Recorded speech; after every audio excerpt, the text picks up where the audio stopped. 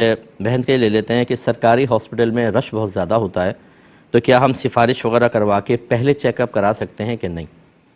देखिए, दो चीज़ें होती हैं। एक तो होता है कि एक नॉर्मल चेकअप होता है कि इमरजेंसी में आप चेक कराते हैं। उसमें होता ये है कि ज़्यादा पैसे देकर आप उनको प्रायोरिटी बेसिस पर पहले चेक कर लिया जाता है।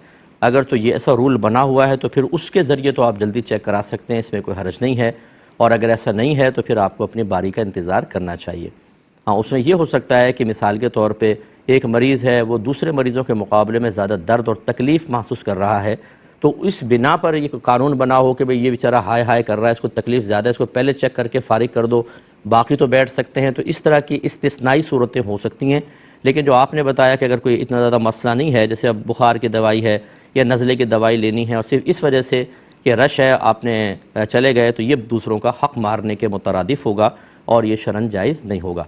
तो खुलासे कलाम ये है कि एक इमरजेंसी वाली सूरत या एक ये वाली सूरत कि इंतहाई बहुत ज़्यादा इंसान बीमार है और वहाँ बैठना उसके लिए इंतहाई दुश्वार है, इस वजह से इस्तिस्ना दे दिया है, ठीक है, वरना फिर अपने वक्त के ऊपर ही चेक करवाएं अपने नंबर के मुताबिक।